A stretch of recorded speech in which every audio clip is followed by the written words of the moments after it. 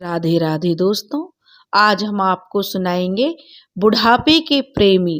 जब दो प्रेमी आकर बुढ़ापे में मिलते हैं। अगर आपको हमारी कहानी पसंद आए तो प्लीज हमारे चैनल को लाइक करें, सब्सक्राइब करें और शेयर करें। आरती आरती का एक ही बेटा था और वह भी विदेश चला गया था और उसने वहां पर एक विदेशी लड़की से शादी कर ली थी। इसी बीच आरती के पति भी चल बसे थे और आरती अब वृद्ध आश्रम में रहती थी। वृद्ध आश्रम में आए हुए उसको 2 साल हो गए थे और यहाँ पर ही रहकर उसने अपने आप को व्यस्त कर लिया था। आरती वहाँ के पेड़ पौधों के साथ अपना समय गुजारती थी, तो कभी पेड़ पौधों में पानी दे देती। हर पौधों के साथ वह जुड़ी रहती थी। एक पत्ता भी अगर मुरझाया तो आरती भी मुरझा जाती थी और अपनी कोशिशों से उसे फिर से खिलने को मजबूर कर देती थी। जब्बलपुर की यह वृद्धाश्रम शहर से कुछ दूरी पर बना हुआ था।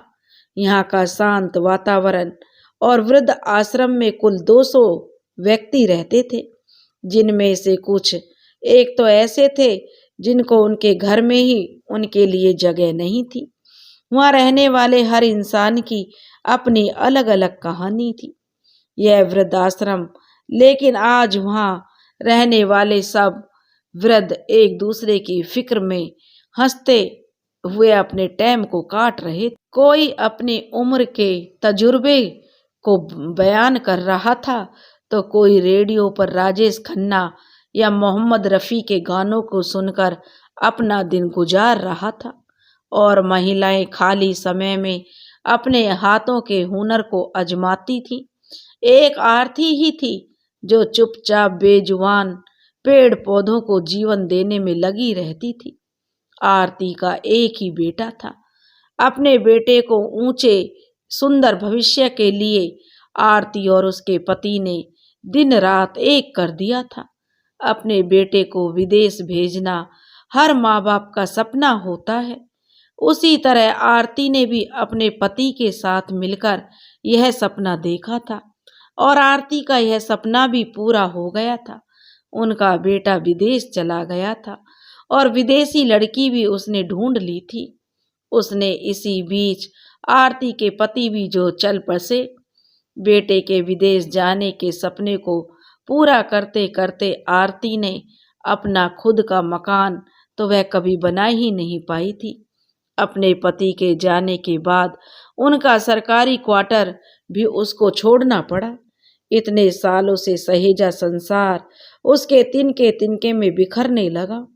कुछ दिनों की छुट्टी में बेटा आया और अपनी माँ आरती को इस वृद्धाश्रम में छोड़ गया, इस भरोसे कि वह उसे यहाँ से ले जाएगा कुछ दिन बाद और उसको जो थोड़े दिन यहाँ रहना है। तब तक तो यहाँ के ऑफिस से आरती अपने बेटे को फोन कर लेती थी, लेकिन धीरे धीरे उसने खुद को अब संभाल लिया था और सबके साथ अपने मन को जो एकाग्र करके बस यहीं की होने की कोशिश करने में लगी हुई थी, क्योंकि वह समझ चुकी थी उसके बेटे ने जो कहा था वह कभी पूरा नहीं करेगा। उसका ठिकाना अब यहीं है और अगर जल्दी ही अपने बेटे के मोह को वह त्याग न सकी तो वृद्ध आश्रम की यह 4 दीवारी उसे चैन से जीने नहीं देगी। रोज की तरह आज के दिन भी आरती अपने पेड़ पौधों को पानी देते हुए उनसे बात कर रही थी। फूलों को खिलता और महकता देखकर आरती भी मुस्कुराते हुए पानी दे रही थी और अपने इसी काम में वह बड़े मन से लगी हुई थी। आरती यह शब्द सुनकर वह चौंक गई, क्योंकि यहाँ स्टाफ के लोग उसे अम्मा कहकर बुलाते थे। फिर भी वो अपना भ्रम समझकर पौधों को पानी देने लगी। तभी फिर उसे उसके नाम से किसी ने पुकारा, आरती। तो आरती ने पीछे मुड़कर देखा तो 60-62 साल का एक आदमी उसकी तरफ देख रहा था। वो उसे पहचानने की कोशिश करने के लिए उसके सामने जाने लगी। तभी उस आदमी को पहचानते हुए आरती कहने लगी, प्रतीक, तुम प्रतीक तो नहीं? प्रतीक एक जोरदार ठहाके के साथ हंस पड़ा और कहने लगा, मुझे अंदाजा नहीं था कि तुम मुझे इस उम्र में भी एक ही बार में पहचान लोगी। प्रतीक की बातें सुन आरती भी मुस्कुराने लगी और फिर आरती थोड़ा मायूस होते हुए कहने लगी, तुम्हें भूली ही कब थी जो पहचान नहीं पाऊंगी। आरती की बातें सुन प्रतीक ने भी एक आह भरी और उसने आरती की तरफ देखते हुए कहा, तुमसे मेरी मुलाकात कभी यहाँ होगी ऐसा तो मैंने कभी सोचा भी नहीं था। आरती कहने लगी, प्रतीक यही तो प्रकृति का नियम है, जो सोचा होता है कभी नहीं होता वह। खैर रहने दो, चलो इधर बैठते हैं। प्रतीक और आरती उसी बगीचे में एक जगह पर बैठ गए। प्रतीक कहने लगा, मैं अपने दोस्त के साथ यहाँ के ऑफिस में 2 दिनों से आ रहा हूँ और तुम्हें यहाँ देख रहा था, लेकिन सोचा कि तुम यहाँ कैसे हो सकती हो। मुझे लगा तुम तो अपने बेटे के साथ विदेश में होंगी। फिर मैंने यहाँ के स्टाफ से तुम्हारे बारे में पूछा तो उन्होंने भी तुम्हारा नाम आरती बताया, तो मैंने सोचा अपने दिल को कम से कम तसल्ली तो दे दूं कि तुम वो आरती तो नहीं जिसे मैं जानता था। आरती उसकी तरफ देखते हुए कहने लगी, क्या देखा तुम्हें? तो प्रतीक कहने लगा, जो दिखा अब सामने है हमारे। आरती कहने लगी, तुम्हें किसने बताया कि मेरा बेटा विदेश में रहता है? प्रतीक आरती की तरफ देखते हुए कहने लगा, चाहने वाले अपनी चाहतों की खबर हमेशा ही रखते हैं। आरती प्रतीक की बातों पर हंसते हुए कहने लगी, तुम कभी सुधर नहीं सकते, आज भी तुम्हारी आदत गई नहीं दिल लगी करने की। आरती को खुद के बारे में कुछ याद दिलाने से पहले ही प्रतीक से पहले आरती बोल उठी, प्रतीक तुम यहाँ इस जब्बलपुर में क्या कर रहे हो? तुम्हारे बीवी बच्चे कैसे हैं? प्रतीक एक ऊंची सांस लेते हुए कहने लगा, यार पत्नी तो 9 साल पहले ही मुझे छोड़कर ऊपर जा बसी। आरती ने आश्चर्य से कहा, क्या मतलब? प्रतीक कहने लगा, आरती उसको गुजरे हुए तो 9 साल हो गए, 2 बेटा हैं जो दूसरे शहरों में अपनी गृहस्थी जमाए हुए हैं और मैं 2 महीने बड़े बेटे के पास तो कभी 2 महीने छोटे बेटे के साथ उसके शहर, उनके कभी इस शहर तो कभी उस शहर, उनके पास जाकर जिंदगी गुजार रहा हूँ। आरती कहने लगी, अच्छा। तब प्रतीक कहने लगा, एक बात अच्छी है आरती कि मुझे पेंशन मिल जाती है अच्छी खासी, नहीं तो कभी कभी सोचता हूँ अगर बेटों पर आश्रित होता तो न जाने मेरा क्या होता। आरती भी एक चैन की सांस लेते हुए कहने लगी, हाँ मेरा गुजारा भी इसी पेंशन से ही चलता है। आरती कहने लगी, प्रतीक याद है हम लोग बचपन में खिलौना खेलना कितना पसंद करते थे, लेकिन कभी हम खिलौना बन जाएंगे जिंदगी के हाथों कभी सोचा नहीं था। आरती और प्रतीक उसी बगीचे में बैठे हुए अपने पुराने दिनों को याद करने लगे। आरती और प्रतीक का घर एक ही मोहल्ले में था। दोनों की प्यार की शुरुआत स्कूल के दिनों से ही शुरू हो चुकी थी, लेकिन घर में किसी को कानों कान तक खबर नहीं थी। प्रतीक जहाँ चंचल स्वभाव का था, वहीं आरती दुबली पतली और छुई मुई सी शर्मीले स्वभाव की थी। प्रतीक जहाँ बेझिझक सब कह देता तो वहीं आरती मन की बातें अपने तक ही रखती थी। प्रतीक कई बार अपनी बाइक से आरती के घर के चक्कर लगा लेता था। दरअसल प्रतीक की बहन शोभा आरती की सहेली थी, इसी वजह से प्रतीक को कोई ना कोई बहाना मिल ही जाता था। सबसे बड़ी बात तो यह है कि शोभा का गणित प्रतीक ही देखता था। बस आरती भी प्रतीक से हेल्प मांग चुकी थी कई बार। इसी दौरान प्यार का फूल उनके हृदय में अंकुरित हो उठा। प्रतीक की आंखों से इशारा करते देख आरती शर्माते हुए लाल हो जाती थी। उसे उसकी दीवानगी भाने लगी थी। स्कूल से कॉलेज तक का सफर तो दोनों के लिए अच्छा था, लेकिन धीरे धीरे घर में आरती के लिए अब रिश्ते आने लगे। प्रतीक नौकरी की तलाश कर रहा था। एक दिन आरती कहने लगी, प्रतीक, घर में शादी की बात जोरों से चल रही है। इस साल लगता है कि घर वाले मेरा विवाह कर ही देंगे। तो प्रतीक कहने लगा, आरती, कोशिश तो मैं कर रहा हूँ, कई जगह अप्लाई भी कर रहा हूँ। आरती कहने लगी, मैं कुछ नहीं जानती प्रतीक, मुझे तुमसे विवाह करना है, सब तुम्हें ही देखना है, मेरे घर में बात तुम्हें ही करनी होगी। प्रतीक कहने लगा, आरती, एक जॉब हाथ में रहती तो देर थोड़ी नहीं करता, मैं खुद जाता तुम्हारे घर तुम्हारा हाथ मांगने। आरती प्रतीक के गले लग गई।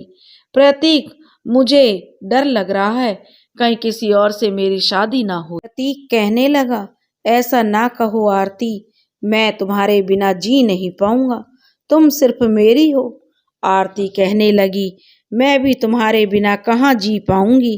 प्रतीक, मुझे अपने घर ले चलो। प्रतीक कहने लगा, आरती, कुछ जगह मेरी इंटरव्यू बहुत अच्छी हुई है, कभी भी अपॉइंटमेंट लेटर आ सकता है, बस कुछ दिन और रुक जाओ।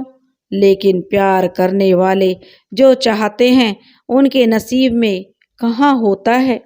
प्रतीक कई बार आरती को समझा चुका था कि घर में अपने प्यार के बारे में बता दे, लेकिन आरती इसके लिए तैयार नहीं थी। उसका कहना था कि जॉब मिलने के बाद ही बताऊंगी, लेकिन किस्मत के सताए प्रतीक की जॉब लग ही नहीं रही थी, इसलिए वह जॉब की तलाश में काफी कोशिश कर रहा था। लेकिन एक दिन सरकारी नौकरी देख आरती का विवाह जो तय हो गया।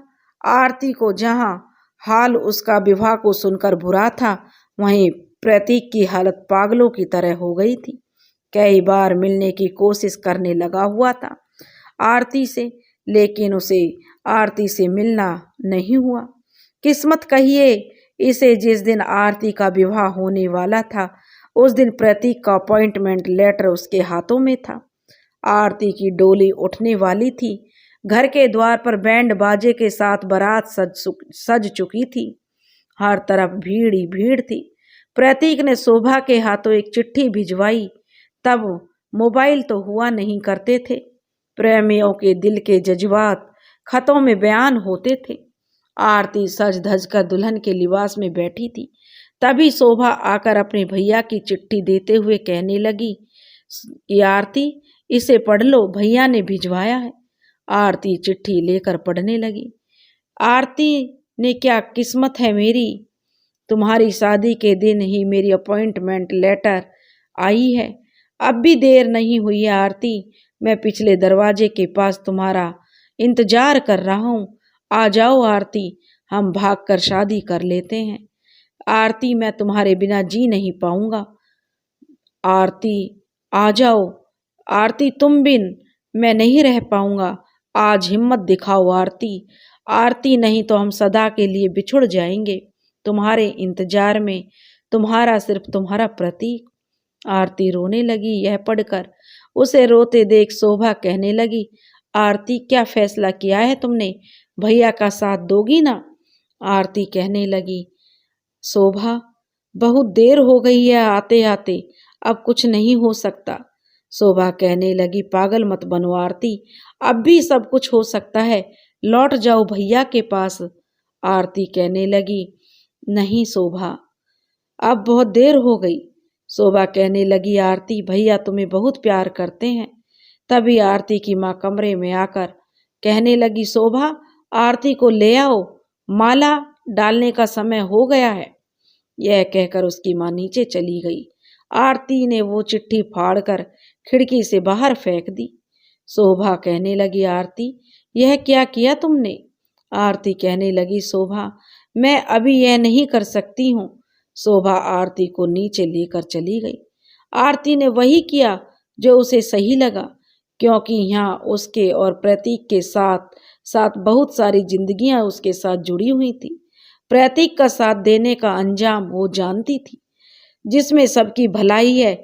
आरती ने इसलिए उसे ही स्वीकार किया और बंध गई एक पवित्र बंधन में। आरती को ना आते देखकर प्रतीक समझ गया कि अब क्या करे। वह समझ नहीं पा रहा था कि इस कागज को देखकर वह रोए या हंसे।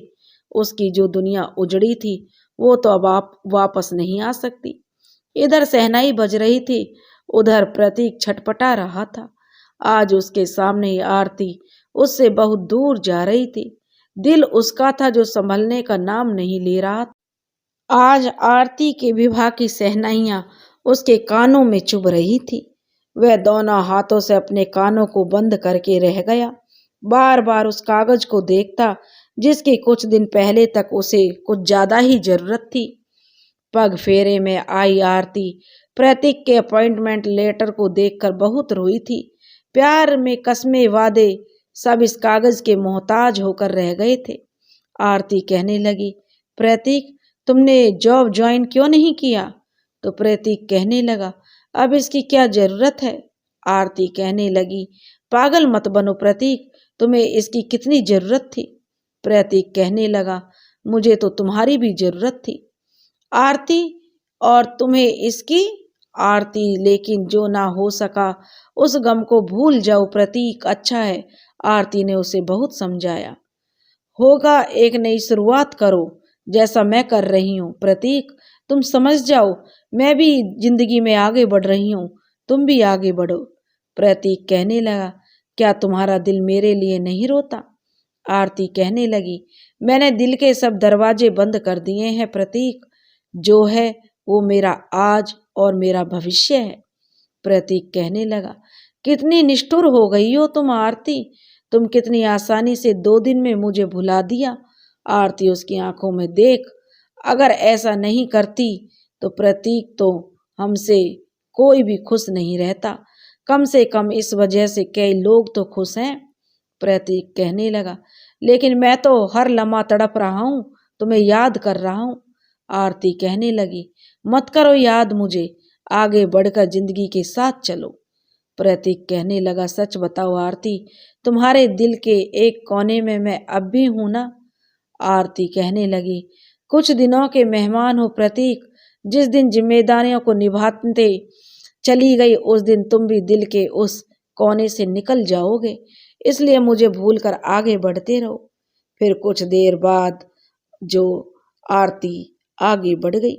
जॉब ज्वाइन कर लो प्रतीक, तुम्हारी जिंदगी में शायद कोई मुझसे अच्छी लड़की आएगी जो सिर्फ तुमसे प्यार करेगी।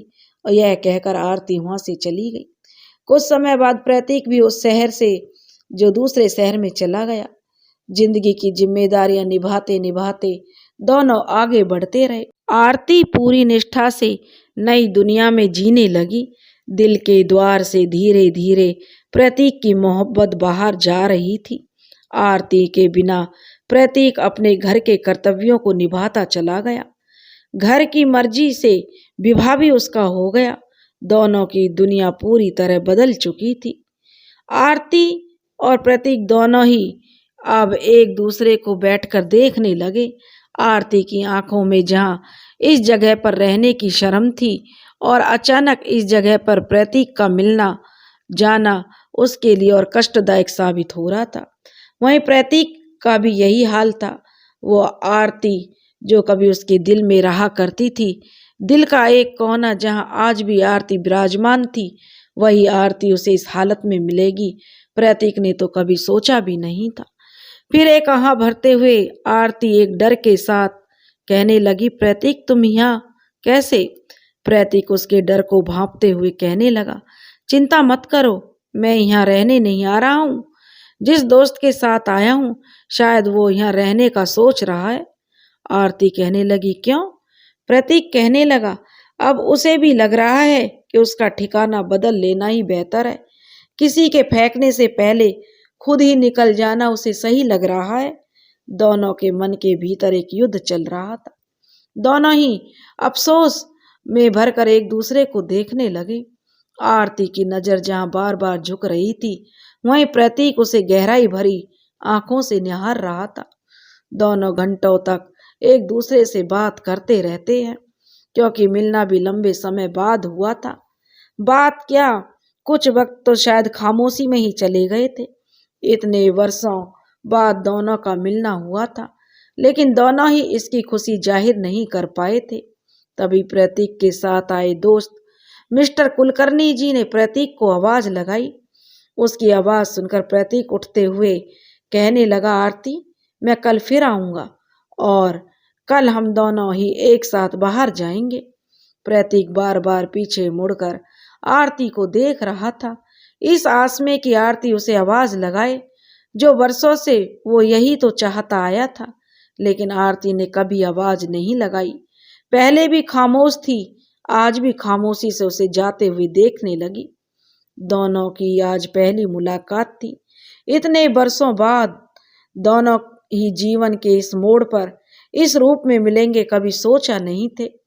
बिखरे बालों वाला प्रतीक के छोटे छोटे बालों में पूरी सफेदी आ गई थी। स्लिम बॉडी अब अदरक की तरह फैल चुकी थी। फिर खुद की तरह नजर घुमाते हुए आईने के पास जाकर थोड़ा मुस्कुराते हुए आरती कहने लगी अपने आप से ही, मैं कितनी पागल हूँ, प्रतीक को अदरक कह रही हूँ। खुद पर भी तो कभी ध्यान ही नहीं दिया। मेरा शरीर तो खुद बेढंगा हो चुका है। बालों में सफेदी तो मेरी भी आ गई है। इस चेहरे पर कितनी रेखाएं उभर आई हैं। आज प्रतीक और आरती दोनों ही पुराने अतीत में खोने लगे थे। रात को आरती प्रतीक के ख्यालों में खोई हुई थी। तभी वहां के केयर टेकर आए और कहने लगे, अम्मा, आपका फोन आया है। यह सुनकर आरती कहने लगी, किसका है? तो केयर टेकर ने कहा, यह तो नहीं पूछ पाया, कहा आपसे बात करनी है। आरती कहने लगी, ठीक है, मैं देखती हूँ।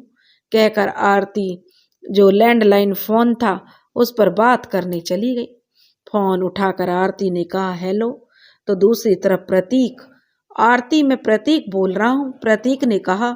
तो आरती कहने लगी, हाँ प्रतीक बोलो, इतनी रात को तुमने फोन करने की क्या वजह है?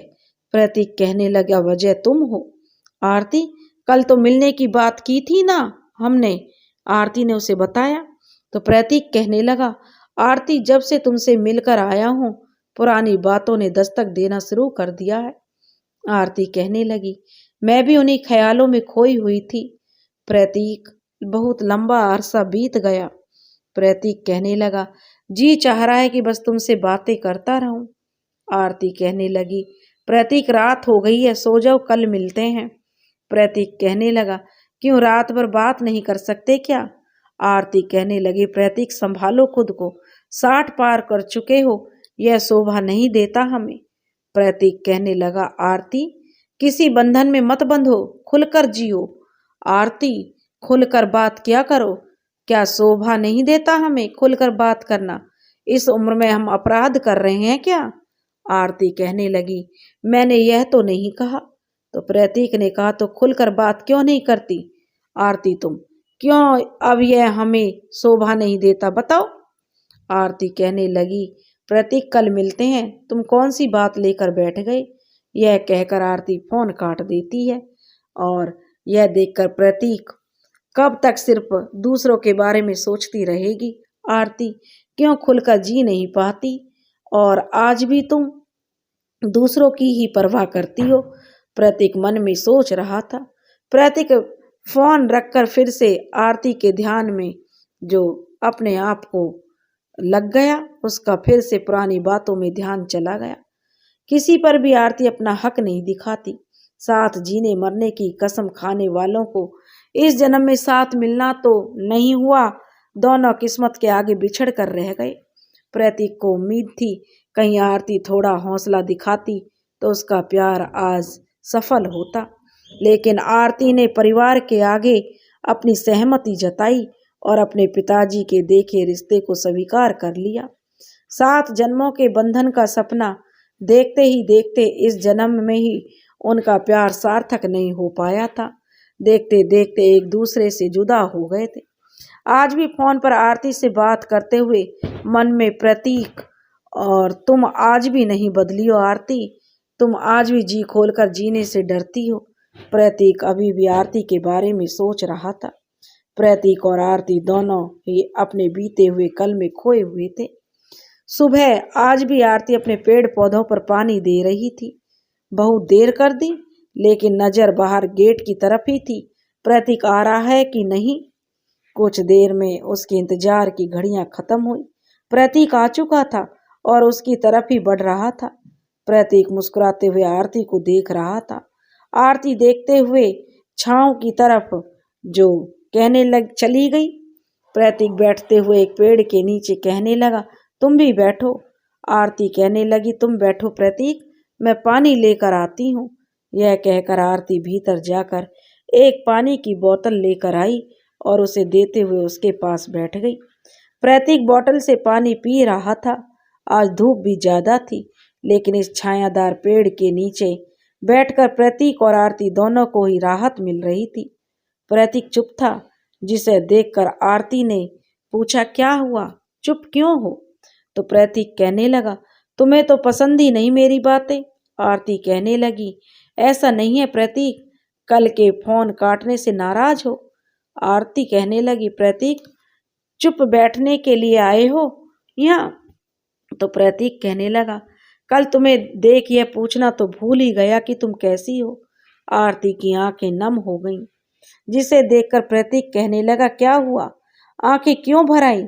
तो आरती कहने लगी, प्रतीक यह सवाल अब कोई नहीं पूछता कि मैं कैसी हूँ, आज तुम्हारे मुंह से सुनकर बस यूं ही आंखें भर आईं। प्रतीक कहने लगा, आरती कभी सोचा नहीं था कि कभी हम इस हालात में मिलेंगे। अपनों के होते हुए भीड़ में भी हम तन्हा हो जाएंगे। प्रतीक कहने लगा, बहुत अच्छी थी वो आरती, मेरा और मेरे परिवार का और मेरे बच्चों का पूरा ख्याल रखती थी। जो छवि कभी मैंने तुम्हारे लिए कभी अपने दिल में बनाई थी, पूर्णिमा न जाने कब वहां जाकर अपना स्थान बना चुकी थी। आरती कहने लगी, खुशकिस्मत हो प्रतीक तुम। प्रतीक कहने लगा, पूर्णिमा को याद करते हुए वह आरती तुम्हारी तरह उसकी भी गणित कमजोर थी, लेकिन पता नहीं घर के खर्चे बहुत अच्छे से संभाल लेती थी पूर्णिमा। आरती कहने लगी, जिम्मेदारी पाई पाई का हिसाब सिखा देती है प्रतीक। हम औरतों को जो गृहिणियां घर कार्यों में निपुण होने की कला बचपन से ही सिखाई जाती है। प्रतीक कहने लगा, ठीक कहा तुमने, यह कला औरतों में ही होती है। प्रतीक कहने लगा, पूर्णिमा बहुत ही अच्छी पत्नी और मां साबित हुई। आरती लेकिन बहुत जल्दी साथ छोड़ गई। शादीशुदा जिंदगी में जब तक वो थी, किसी बात की मुझे टेंशन नहीं होती थी, लेकिन अब तो एक आह सी निकलती है। प्रतीक के चलती सांसों के साथ कहा। आरती कहने लगी, प्रतीक तुम अलग अलग भागों में कैसे बट गई? प्रतीक कहने लगा, जब तक पूर्णिमा जिंदा थी तब तक बच्चों का आना जाना लगा रहता था। प्रतीक थोड़ा घबराते हुए कहने लगा, नहीं आरती, मुझे जाना होगा, मैं अभी 2 महीने हूँ यहाँ, कल फिर आऊंगा तुमसे मिलने। यह कहकर प्रतीक चला गया। आरती को समझ नहीं आया कि कल भी प्रतीक इसी समय चले गए थे और आज भी इसी समय, लेकिन बार बार पूछना भी सही नहीं लगता। प्रतीक घर पहुंचकर दरवाजे पर कॉलिंग बेल देने पर उनकी छोटी बहू ने दरवाजा खोला। उसे देखकर छोटी बहू सपना कहने लगी, अब यही काम रह गया है मेरा कि मैं आपका इंतजार करती रहूं। प्रतीक ने कुछ नहीं कहा और अपने कमरे में जाने लगा। सपना चिल्लाते हुए कहने लगी, खाना गर्म करके खा लीजिए, मेरे सिर में दर्द है। प्रतीक यह सुनकर अपने कमरे में जाकर बिस्तर पर बैठ गए। पूर्णिमा की तस्वीर को देखकर देखकर कहने लगे, पूर्णिमा तंग आ गया हूं मैं अकेला खाना खाते खाते। लेकिन पूर्णिमा क्या जवाब देती? वो जिस जगह गई थी वो हालत उसके बस में कहाँ है।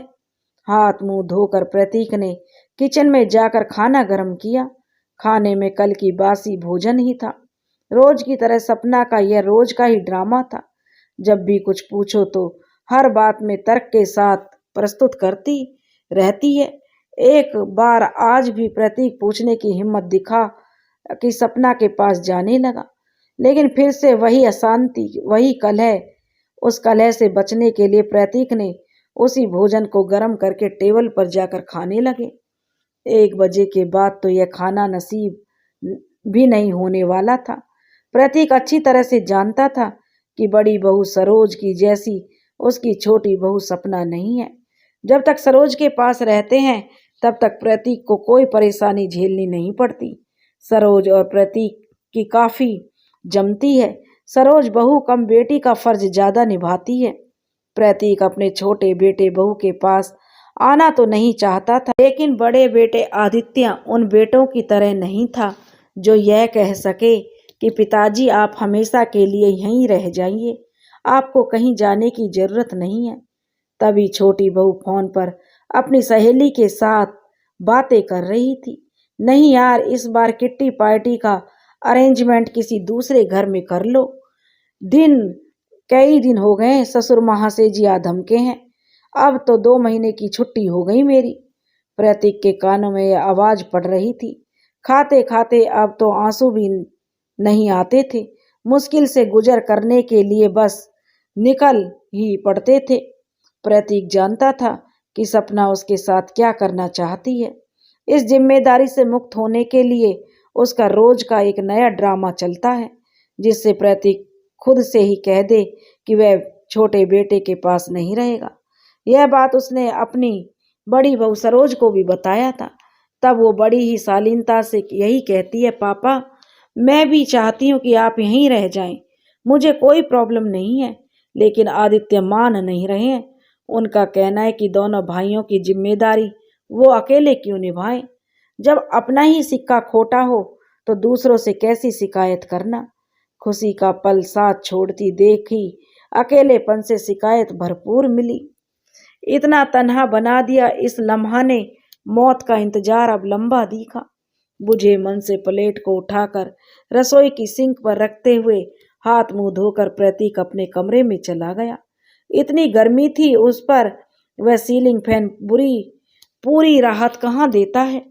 कई बार छोटे बेटे करण को कह चुका हूँ कि एक मिस्त्री को भेज दे, वो खुद ही मरम्मत के पैसे दे देंगे, लेकिन करण को फुर्सत कहाँ है। प्रतीक अपने ख्यालों में खो गए। एक एक पैसा पूर्णिमा ने अपने हिसाब से बचाया था, और इस आस में कि बच्चे पर कभी कोई कमी का एहसास ना हो। और यही बच्चे, अब यह सोचकर प्रतीक ने एक गहरी सांस ली। लेकिन प्रतीक हमेशा कहते रहे पूर्णिमा से कि पूर्णिमा कभी खुद के बारे में भी सोच लो, कभी खुद के पीछे भी पैसे खर्च किया करो। हम दोनों का क्या है जी, पूर्णिमा यही कहती, आपकी पेंशन से चल जाएगा हमारा गुजारा। आज यह बच्चों को हम संभाल रहे हैं, एक दिन वो हमें संभालेंगे। कह दे रही हूँ, तब सिर्फ आराम और खर्चे करूंगी अपने पोते पोतियों के पीछे। तब देखना मैं अपने पोते पोतियों के साथ किस तरह बंठन कर चलूंगी। क्यों जी, आदित्य और करण की बहू लाने की जिम्मेदारी आप मुझ पर छोड़ देना। ऐसी बहू लाऊंगी जो मेरे इस घर को मेरे साथ मिलकर स्वर्ग बना दे। यह सोचते हुए प्रतीक की आंखों में आज भी आंसू आ गए। जिन बच्चों पर वो इतराना चाहती थी, वही बच्चों का व्यवहार उसे जीते जी मार डालता। अपने जीवन का 35 साल तक पूर्णिमा ने उनका साथ दिया था, लेकिन लीवर की बीमारी ने पूर्णिमा को प्रतीक से बहुत दूर ले जाकर विदा कर दिया। सब पर ध्यान देते देते पूर्णिमा जैसे खुद को भूल ही चुकी थी। जीवन भर का साथ क्या, उसने तो प्रतीक का रिटायरमेंट भी नहीं देखा था। दोनों बेटों को बहू लाने की ख्वाहिश भी उसकी धरी रह गई। बस सरोज को ही देख पाई थी, यह भी उसकी पसंद नहीं थी। आदित्य की पहली पसंद थी, उसके साथ कॉलेज में पढ़ती थी। यह देखकर एक दिन प्रतीक ने कहा भी था कि पूर्णिमा, तुम्हारे खोजने से पहले ही आदित्य ने तुम्हारे लिए बहू खोज ली। इस पर खुश होते हुए कहने लगी थी, आप भी किस जमाने की बात कर रहे हो जी। अभी कौन माँ जो बेटे के लिए बहू पसंद करती है, और कौन पसंद का इंतजार करता है। हमारी सरोज देखना बहुत समझदार होगी। हर बात को पूर्णिमा अपने तरीके से लेकर खुश होने का बहाना ढूंढ लेती थी। उसकी यह बात सत्य साबित हुई। सरोज सच में बहुत समझदार बहू निकली। लेकिन छोटी बहू सपना यह सोच फिर से प्रतीक को गहरी सांस लेते हुए छोड़ने लगे। अब उनका ध्यान आरती की तरफ गया और फोन पर फिर से लैंडलाइन नंबर डायल करने लगे। कुछ देर में आरती आई। फोन में से कहने लगी, हेलो। प्रतीक कहने लगा, आरती। आरती ने कहा, आज इस समय फोन करने की वजह। प्रतीक कहने लगा, एकाकीपन आरती, अकेलापन खाने को दौड़ता है, तो सोचा तुमसे बात कर लूं। आरती कहने लगी, यही साथी है प्रतीक अब हमारी। प्रतीक ने कहा, अब क्या कुछ नहीं हो सकता। आरती, क्या कुछ नहीं हो सकता?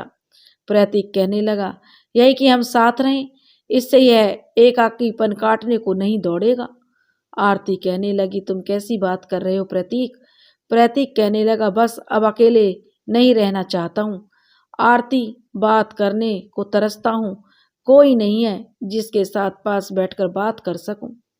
आरती कहने लगी, समझती हूँ प्रतीक, यह दौर इस उम्र में आना लाजमी है, लेकिन जितना दूर भागोगे यह तुम्हें जीने नहीं देंगे। उससे अच्छा है तुम वक्त काटने का एक जरिया बना लो किसी को, तब देखना यह वक्त कट जाएगा जैसे मैंने बना लिया है पेड़ पौधों के साथ। प्रतीक कहने लगा, आरती, क्या तुम्हारा मन नहीं करता उड़ने को?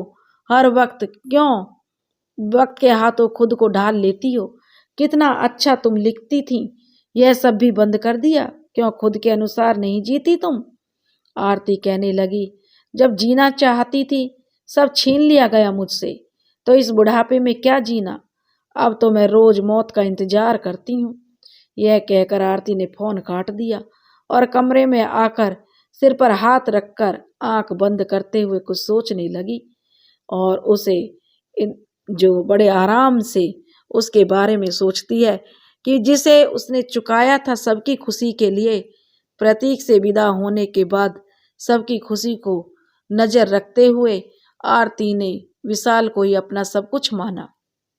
आरती सुंदर थी, लेकिन उसका घमंड उसे छूता तक नहीं था। लेकिन विशाल सरकारी कर्मचारी था, जिसका रौब अक्सर वो आरती पर झाड़ता रहता था। तब उस मासूम को नहीं पता था कि हर घड़ी उसे उसकी कीमत चुकानी पड़ेगी। जिस साथ के लिए उसने प्रतीक का साथ छोड़ दिया, वो साथ तो कभी चला ही नहीं था, क्योंकि साथ रहते हुए भी वो साथी नहीं बन पाया। दर्द तो दिया पर हमदर्द नहीं बन पाया। सेज पर आरती दुल्हन बनकर विशाल का इंतजार कर रही थी। विशाल उसके पास आकर उससे घूंघट की आड़ में से देखते हुए कहने लगा, देखो, मैं पहले एक बात स्पष्ट कर देना चाहता हूँ कि मेरी प्राथमिकता मेरी फैमिली है, उससे बढ़कर मैं किसी और को नहीं मानता। आरती कहने लगी, यह तो बहुत अच्छी बात है जी। विशाल ने कहा, मैं अभी मेरी बात पूरी नहीं हुई है।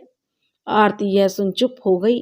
घूंघट के पीछे से उसे विशाल का चेहरा दिख रहा था, जिसे देखकर वह समझ गई कि उनका बीच में बोलना विशाल को ठीक नहीं लगा।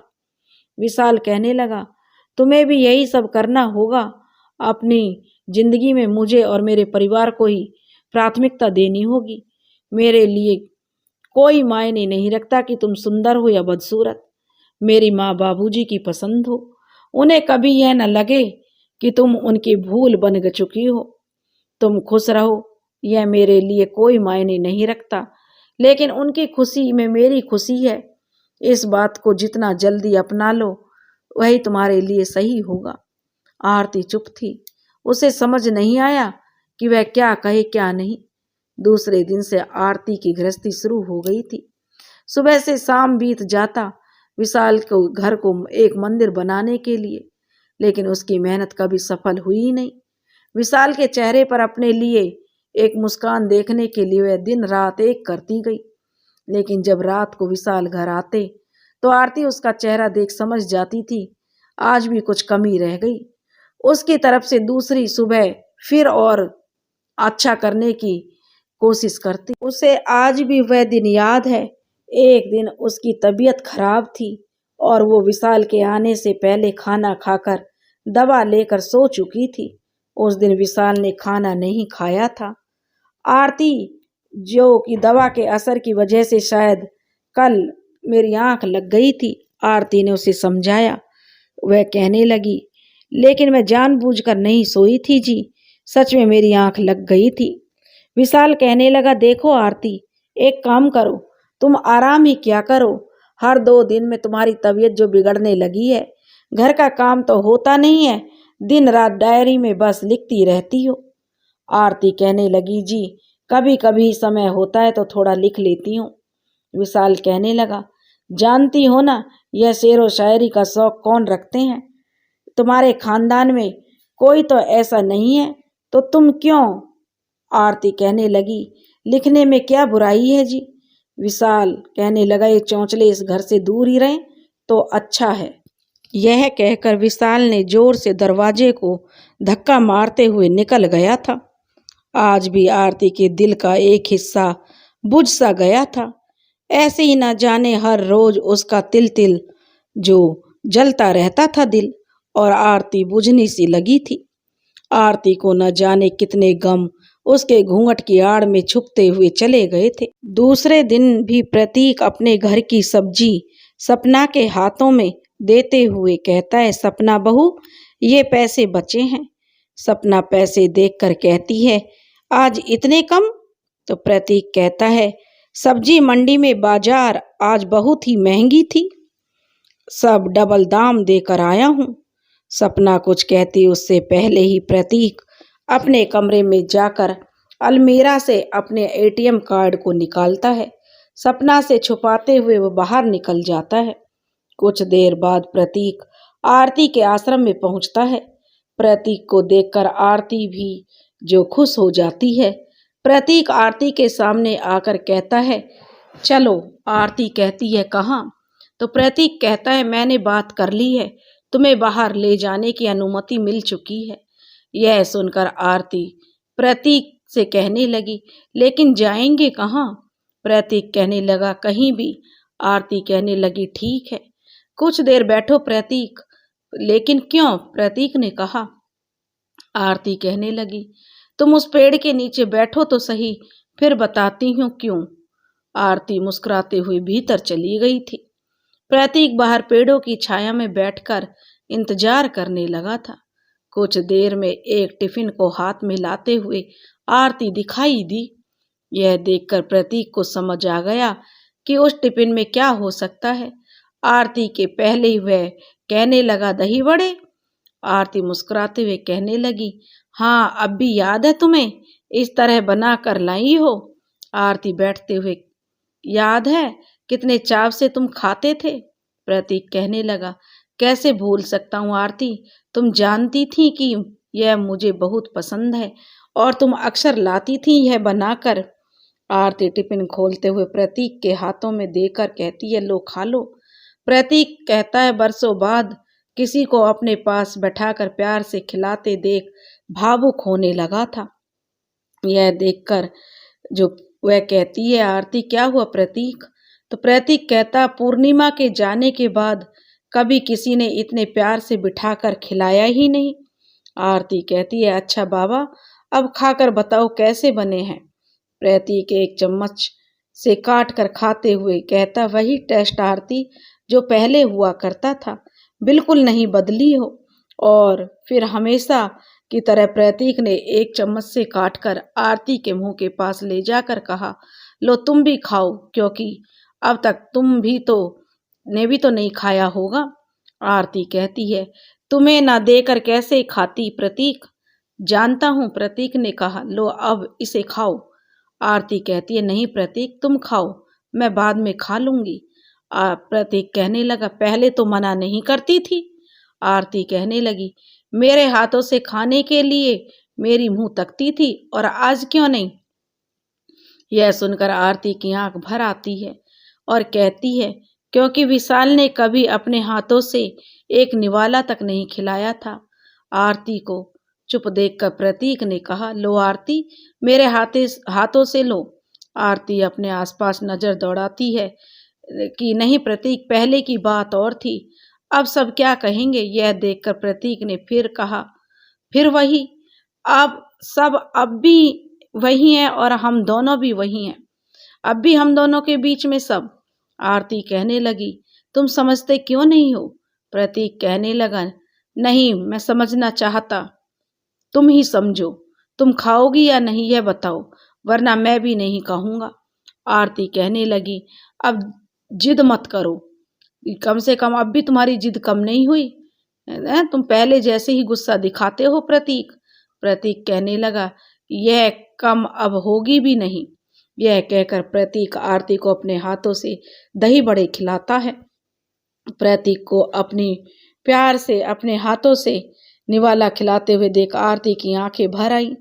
आरती की भरी हुई आंखों को देखकर प्रतीक इन आंखों में आंसू आने की वजह जान सकता हूँ। आरती कहती है, बस पुरानी बातों में आ गई। प्रतीक आरती से कहने लगा, तुम खुश तो थी ना अपने पति के पास? आरती कहती है, हाँ बहुत। प्रतीक कहता है, तो तुम्हारी आंखें झूठी गवाही क्यों दे रही हैं? आरती कहती है, नहीं प्रतीक, ऐसा नहीं है, कभी कभी आंखें भी धोखा दे जाती हैं।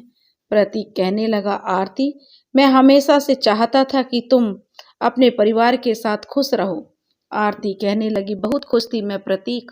प्रतीक कहने लगा, इतनी खुश थी कि ये आंखें गवाही भी नहीं दे पा रही हैं। आरती कहने लगी, ऐसी बात नहीं है प्रतीक, जो था वही मेरी दुनिया थी, इससे ज्यादा कुछ नहीं कह सकती। प्रतीक कहने लगा, खैर छोड़ो।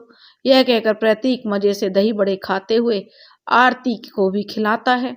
दही बड़े खाकर प्रतीक अपने हाथों के बैग में से एक पैकेट निकालकर आरती की ओर देता हुआ कहता है, आरती यह तुम्हारे लिए है। तो आरती कहती है, उस पैकेट में क्या है? तो प्रतीक कहता है कि इसमें तुम्हारे लिए एक मोबाइल फोन है। आरती कहती है, लेकिन क्यों? प्रतीक कहता है, तुमसे बात करने के लिए। आरती कहने लगी, लेकिन इसकी जरूरत क्या थी? प्रतीक कहने लगा, मुझे थी इसकी जरूरत। अच्छा नहीं लगता तुम्हें ऑफिस में बुलाकर? घर से मैं तुमसे बात करता हूँ, अब मैं घर में बैठकर निश्चिंत होकर तुमसे बात कर सकता हूँ, और हाँ इसमें नंबर भी है। यह कहकर प्रतीक ने अपने मोबाइल से उस नए फोन पर कॉल किया। आरती को देखकर प्रतीक कहने लगा, यह मेरा नंबर है आरती, जब मर्जी हो कॉल कर सकती हो। आरती मोबाइल हाथों में लेती है, जिसे देखकर प्रतीक कहता है, हिचकियो नहीं आरती, तुम्हें या मुझे अब कॉल करने के लिए समय या किसी और पर मोहताज नहीं होना पड़ेगा। प्रतीक यह बोलकर फिर उसकी तरफ देखता है और कहता है, चलो अब। आरती कहती है, लेकिन जाएंगे कहाँ प्रतीक? प्रतीक कहता है, चलो रास्ते पर बताता हूँ। आरती और प्रतीक के कहे अनुसार उठकर जाने लगी। प्रतीक उसे इशारे से मोबाइल रखने को कहता है। आरती भीतर जाकर अपने साथ एक बैग लाती है, उसमें मोबाइल रखकर प्रतीक के साथ जाने लगती है। प्रतीक रास्ते पर निकलकर एक ऑटो रिक्शा बुलाता है और दोनों निकल जाते हैं घूमने के लिए। बच्चों की तरह दोनों ही एक दूसरे का ख्याल रख रहे थे। कभी रास्ते पार करते समय दोनों एक दूसरे को महफूज रखने के लिए हाथ पकड़ते, तो कभी आरती को ठोकर न लग जाए यह ध्यान में रखते हुए प्रतीक आरती को संभालता। इतने वर्षों बाद दोनों एक दूसरे को देखकर मुस्कुरा रहे थे। दोनों ही एक पार्क में आए थे, जहाँ कुछ बच्चे खेल रहे थे, तो कुछ महिलाएं जो उन बच्चों की शायद माएँ थी और अपने हम उम्र महिलाओं के साथ बातें कर रही थी। इन सब को देखते हुए आरती और प्रतीक दोनों ही एक बेंच पर आकर बैठ गए। आरती को आइसक्रीम बहुत पसंद थी। आइसक्रीम पार्लर में जाकर प्रतीक आरती के लिए आइसक्रीम खरीद कर लाया, जिसे देखकर आरती आसपास देखकर प्रतीक को ऐसा करने से मना करती है। प्रतीक कहता है, आरती तुम्हें तो आइसक्रीम पसंद है ना? आरती कहती है, आसपास देखो, अब पहले पसंद थी अब नहीं है। प्रतीक कहने लगा, जान सकता हूँ क्यों नहीं है अब तुम्हें पसंद? आरती कहती है, प्रतीक क्या जिद लेकर बैठे हो? उम्र देखी है हमारी? प्रतीक कहता है, अब उम्र की दीवारों को मैं हम दोनों के बीच से आने ही नहीं दूंगा। आरती जो पसंद है अब वह करो, उसको बहुत हो गया, बहुत चल चुकी हो सबके हिसाब से, अब बस वही करो जो तुम्हें पसंद है। ऐसा कहकर प्रतीक आइसक्रीम खरीदता है। आरती आसपास लोगों को देखकर शर्माती जरूर है, लेकिन प्रतीक के हौसले को देखकर उसमें भी हिम्मत जग उठी थी। प्रतीक का आइसक्रीम खाते हुए और चश्मों की आड़ से आरती को देखना आरती को अब भी यौवन की याद दिला रहा था। उसका यूं मुस्कुराना आरती को अब भी लाज से ढक रहा था। कई बच्चे खेल रहे थे, जिसे देख प्रतीक भी उठकर एक जवान युवक की तरह खेलने लगा। खेलते हुए भी चश्मे को नाक पर रखकर आड़ी तिरछी नजरों से आरती को देखने लगा। आरती भी उसकी नजरों को देखकर शर्माने लगी। कुछ देर खेलने के बाद ही प्रतीक हाँफने लगा और आरती की बगल में आकर बैठ गया, जिसे देखकर आरती कहने लगी, तुम शायद अपनी उम्र भूल रहे हो प्रतीक।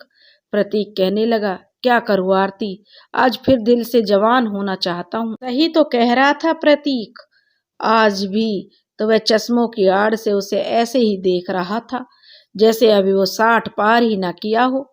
तभी एक बच्चे ने प्रतीक और आंटी के सामने आकर कहा, दादाजी यह गजरा ले लो, दादी जी को अच्छा लगेगा। प्रतीक और आरती एक दूसरे को देखने लगे। प्रतीक मुस्कुराते हुए गजरा खरीदने लगा। आरती मना नहीं कर पाई थी। बच्चे के जाने के बाद प्रतीक ने कहा, लीजिए दादी जी, यह गजरा आप पर अच्छा लगेगा।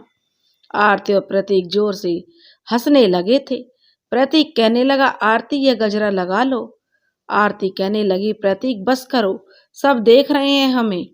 प्रतीक हंसते हुए कहने लगा, अब जब दादी जी बनी ही गई हो तो यह गजरा मैं ही लगा देता हूँ।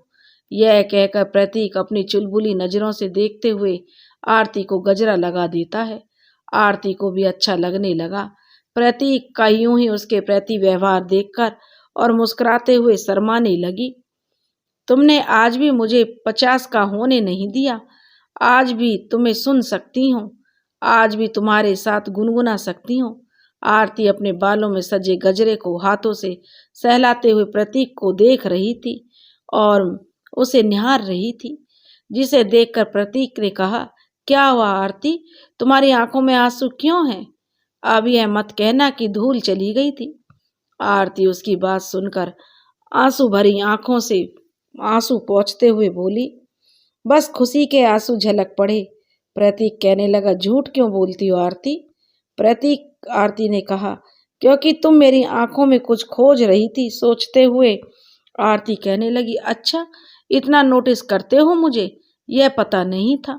प्रतीक कहने लगा, हमारा प्यार सच्चा था आरती, शायद इसलिए हम फिर से मिले हैं। अब हम सिर्फ एक दूसरे के लिए जिएंगे। आरती कहने लगी, प्रतीक बच्चे क्या कहेंगे? प्रतीक कहने लगा, उसकी तरफ देखकर, किस बच्चे की बात कर रही हो आरती? तुम्हारा इकलौता बेटा तुम्हारी खोज खबर नहीं रखता, तुम्हें अनाथ इसमें वृद्ध आश्रम में छोड़कर चला गया। मेरे 2 बेटे मुझे महीनों में बांट रहे हैं और तुम उनकी सोच रही हो। आरती बात को घुमाते हुए कहने लगी, प्रतीक बातें ही करोगे या कुछ खिलाओगे भी? प्रतीक इस बात पर हंसते हुए उठकर खड़ा हो गया और बोला, चलो खा लेते हैं। और धीरे धीरे बढ़ते कदमों से एक साथ रेस्टोरेंट में खाना खाने का ऑर्डर देने लगे। दोपहर के 3 बज चुके थे। प्रतीक उसे वृद्धाश्रम में जो छोड़ते हुए खुद घर चला गया था। सपना उसे इस समय घर में आते देखकर बोलती है। उसके पहले ही प्रतीक अपने कमरे में जाकर दरवाजा बंद कर देता है। उसकी इस हरकत से सपना आग बबूला हो गई। उसे तो लगा प्रतीक किचन में जाकर भोजन के लिए पूछेंगे, लेकिन प्रतीक ने तो कोई सवाल ही नहीं किया और ना ही कुछ बताया। उसे भी इतनी देर से आने की वजह क्या है? दूसरे दिन प्रतीक ठीक समय पर फिर पहुंच गया और उसे बाहर चलने को कहा, लेकिन आज उसकी बात का मान रखते हुए आरती एक बार में ही तैयार हो गई थी। दोनों ही अब खामोश होते हुए एक शांत वातावरण में जाकर बैठ गए। कुछ देर बाद उठकर प्रतीक बहुत सारी सेल्फी लेता है और अपने संग आरती का, जिसे देखकर वह लजा जाती है। आरती अचानक ही इतने सुंदर दृश्य को देखकर प्रतीक और आरती कहकर चिल्लाता है। आरती उसे ऐसा करते हुए देख आरती प्रतीक से कहती है, प्रतीक कहीं पागल तो नहीं हो गए हो? प्रतीक कहता, क्यों, देखा नहीं इस वातावरण में तुम्हारा नाम कितना सुंदर लग रहा है? प्रतीक कहने लगा, आरती आज मेरे लिए शायरी कहो ना। आरती कहने लगी, मैंने शायरी छोड़ दिया प्रतीक, मेरे हर बोल पर बस तुम थे। जब तुमसे दूर हो गई थी तो शायरी किसके लिए लिखूं? हाँ, कभी कभी यादें दर्द बनकर उभरती थीं, लेकिन विशाल को यह दर्द भी रास नहीं आया था। प्रतीक कहने लगा, हर बार मुझे ऐसा क्यों लगता है कि तुम खुश नहीं थी?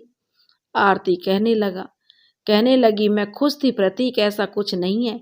यह कहकर आरती नजरें फेर लेती है। दोनों ही घंटों एक दूसरे के साथ रहते हैं, फिर बाहर खाना खाते हैं और अपनी अपनी जगह लौट जाते हैं। दूर होकर भी घंटों फोन पर कुछ पुरानी और कुछ वर्तमान की बातों को याद करते हैं। हर रोज यही होने लगा। आरती को लेने प्रतीक आता और दोनों घंटों साथ रहते और सही समय पर आरती को छोड़कर प्रतीक घर की तरफ निकल जाते। अब तो वृद्ध आश्रम में भी कानाफूसी होने लगी थी। कई लोगों को यह खटकने लगा था। कईयों ने तो आरती का साथ देते हुए उससे मजाक भी करने लगे थे। 1 महीने तक यही सिलसिला चलता रहा। उधर सपना भी प्रतीक के चाल चलन से परिचित हो रही थी। एक दिन प्रतीक फिर से आरती से पूछ बैठा, आरती क्या तुम मुझसे शादी करोगी? आरती को प्रतीक से यह उम्मीद नहीं थी। प्रतीक के सवाल ने उसे असमंजस में डाल दिया था। आरती को चुप देखकर प्रतीक ने कहा था, आरती कुछ कहो ना, चुप क्यों हो? आरती कहने लगी, मैं क्या बोलूं प्रतीक, इस उम्र में। प्रतीक आरती का हाथ पकड़ते हुए कहने लगा, आरती मैं पागल था, कल भी और आज भी नहीं। जब से तुम्हें पहली बार देखा था तब से मैं पागल बनता फिरता रहता था। आरती तुमने मेरे प्यार को छोड़कर अपने माँ बाप के भरोसे को चुना, तब मैं खामोश था क्योंकि तुम्हारा मुझे छोड़ने की वजह मैंने सही माना था। तुम्हारा फैसला तब भी सही था, लेकिन अब नहीं। अब मैं तुम्हारे साथ रहना चाहता हूँ। आरती कहने लगी, प्रतीक तुम्हारे बेटे बहू क्या बोलेंगे? मैं अपने बेटे से क्या नजरें मिलाऊंगी? प्रतीक कहने लगा, तुम किस नजर की बात कर रही हो? तुम्हारे बेटे बहू ने तुम्हें यहाँ भेजकर अपनी जिम्मेदारी से वो मुक्त हो गए हैं। तुम मुझसे नजर मिलाने की सोच रही हो? यह तो उन्हें सोचना चाहिए कि अब वो कैसे नजर मिलाएंगे तुम्हें यहाँ पहुंचाने के बाद। और रही मेरे बेटे बहू की बात, तो मैं अपना फैसला सुना आया हूँ अभी। आरती को चुप देखकर, अब कुछ सोचने पर समय मत गवाओ आरती, कहीं बहुत देर ना हो जाए। यह कहकर प्रतीक चला गया। 2 दिन होने के बाद भी प्रतीक का ना तो कोई फोन आया और ना ही वो मिलने आया। तब आरती उसे फोन करती, लेकिन उस फोन का कोई रिस्पॉन्स नहीं आता है। प्रतीक का यूं उठकर चला जाना, जिसकी वजह से आरती भी उससे नाराज थी। इसी वजह से इस 2 दिनों में आरती ने फोन नहीं किया। लेकिन जब यह नाराजगी दूर हुई और तो वो लगातार उसे फोन करने लगी, लेकिन उस फोन का कोई जवाब नहीं आया। हिम्मत जुटाकर आरती उसके घर की तरफ रवाना होने लगी। डोरबेल बजाते हुए एक सुंदर सी स्त्री ने दरवाजा खोला, जिसे देखकर आरती ने अनुमान लगाया कि यही प्रतीक के छोटे बेटे की पत्नी है। आरती को देखकर सपना को भी यकीन हो चला था कि यही वह औरत आरती है। सपना आरती को घर के भीतर बुलाती है। आरती की नजरें प्रतीक को ढूंढने लगी, जिसे देखकर सपना कहती है, पापा जी नहीं है। आरती कहने लगी, तो कहाँ गए हैं? सपना कहने लगी, अपने बड़े बेटे के पास। आरती कहने लगी, उनका फोन क्यों नहीं लग रहा? सपना कहने लगी, क्योंकि उनका फोन टूट चुका है। आरती कहने लगी, फोन टूट चुका है, लेकिन कैसे? तो आरती ने कहा, उनकी घिनौनी हरकतों की वजह से उनके बेटे ने फोन तोड़ दिया और उन्हें यहाँ से भेज दिया। आरती कहने लगी, किस घिनौनी हरकत की बात कर रही हैं आप? सपना कहने लगी, वही जो आप दोनों इस उम्र में करने जा रहे हैं। आरती कहने लगी, क्या कहा तुम सबने प्रतीक को? प्रतीक तो ठीक है ना? सपना ने कहा, इस उम्र में क्या यह सब शोभा देता है? सपना भौहें ऊंची करते हुए कह रही थी, उनकी घिनौनी हरकतों की वजह से ही तो उनके बेटा ने उनका फोन तोड़ा था। और पापा जी, छी छी। आरती गुस्से में कहती है, छी छी कह रही हो? तुम्हें कभी खुद पर शर्मिंदगी महसूस नहीं होती? तुम्हारा रवैया कैसा है प्रतीक के लिए? क्या मुझसे कुछ छिपा है? सपना कहती है, ओह, तो कल की मिली औरत से घर की माहौल की बात भी नहीं छुपा कर रखी। आरती कहती है, कल की? मेरा और प्रतीक का कब से क्या रिश्ता है तुमने कभी सोच भी नहीं पाओगी। प्रतीक और हम आज के नहीं, एक दूसरे को तब से जानते हैं कि जब तो तुम्हारा जन्म भी नहीं हुआ होगा। आज प्रतीक तुम सबके भी लिए विवश है। मार डाला था तुमने सबने उस प्रतीक को, जिसे मैं जानती थी। आज बरसों बाद वो खुश है तो तुम सबको भी यह सब चुभ रही है।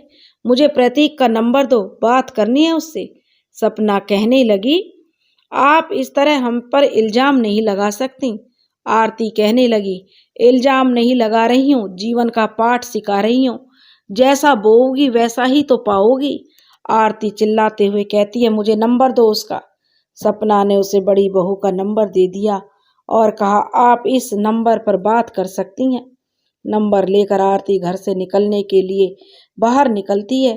तभी सपना सरोज दीदी को कहा कि अच्छा लगेगा अगर आपने फोन किया तो। आरती पीछे मुड़कर कहती है, मुझे पता है। सपना यह सुनकर कहती है, आप जानती हैं उन्हें?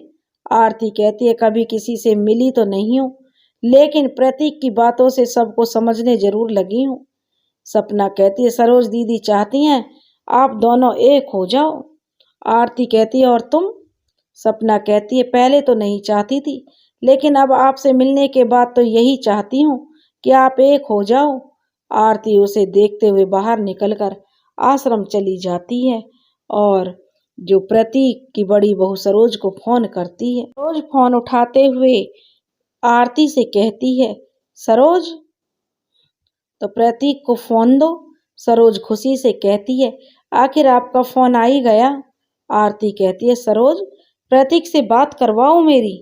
सरोज कहती है, देती हूँ, अभी देती हूँ। कहकर फोन लेकर सरोज प्रतीक के पास जाकर कहती है, पापा जी, आरती आंटी का फोन है। प्रतीक यह सुनकर फोन पर आरती है। आरती गुस्से से कहती है, तुम जा रहे हो और मुझे बताया तक नहीं, कुछ भी जरूरी नहीं समझा क्या हुआ? प्रतीक कहने लगा, किस हक से बताता? मैं रहूं या ना रहूं तुम्हें कोई फर्क नहीं पड़ता, तुम्हें तो अब भी दुनियादारी निभानी जो है। आरती कहने लगी, हर बात समझ जाते हो और यह नहीं समझते पाए कि मैं क्या चाहती हूँ। फिर से आरती जो प्रतीक कहता है, लौट आओ, हम दोनों किसी दूसरे सहारे के मोहताज नहीं रहेंगे, एक साथ अपने बनाए घर में समय गुजारेंगे, लौट आओ। आरती भी कहती है, लौट आओ प्रतीक, अब मुझे जरूरत है तुम्हारी। एक ऐसा घर बनाएंगे प्रतीक जहाँ मेहमान आएंगे और हम खुद मेहमानों के तौर पर किसी दूसरे के घर में नहीं रहेंगे। उम्र भर जिसे घर समझा, मेहमान बनकर रह गए वहाँ। प्रतीक कहता, आरती तुम नहीं जानती, यह कहकर तुमने कितनी खुशी दे दी है मुझे। आरती कहती है, मैं कल आ रही हूँ। यह सुनकर आरती फोन रख देती है। आज आखिर आरती ने हिम्मत जुटा ही ली। कल से दोनों के ही जीवन में एक नया मोड़ आने वाला है। ना तो प्रतीक की आंखों में नींद थी और ना ही आरती की आंखों में। कभी कभी हद से ज्यादा खुशी भी हमारा सब कुछ छीन लेती है। कल का सवेरा उग चुका था। रह रहकर आरती की नजर प्रवेश द्वार पर जा रही थी। दिन बीत चुका था, रात ढल गई, लेकिन प्रतीक नहीं आया। रात को सरोज का फोन देखकर आरती ने पूछा कि प्रतीक आज क्यों नहीं आए? तो सरोज कहने लगी, आपके आते ही बहुत देर हो चुकी है आंटी, पापा जी हम सबको छोड़कर चले गए। आरती के हाथों से फोन छूटकर बिखर गया। न कि उसका कोई अब अस्तित्व ही बचा और न आरती के जीवन में कुछ बचा। आरती ने जिस घरौंदे के लिए सपने सजाए थे वह टूट गया। आरती ने प्रतीक का साथ छोड़ा था और आज प्रतीक ने दूरियां बना ली। दोनों के ही एक दूसरे के पास लौटते हुए देर हो चुकी थी। सब बिखर चुका था। सोनी आंखों के साथ आरती पहले की तरह पानी लेकर अपने पौधों के पास लौट गई। ख्वाबों की एक बस्ती थी जिसमें कभी अपनी भी एक हस्ती थी। हकीकत के शहर ने फिर रुला दिया, तेरे जाने के गम में हमको डुबा दिया। गमों की बस्ती में तू ही एक सहारा था, यादों के काफिले में आज तेरा ही बसेरा था। दोस्तों, अगर आपको हमारी कहानी पसंद आई हो तो प्लीज़ हमारे चैनल को लाइक करें, सब्सक्राइब करें और शेयर करें। राधे।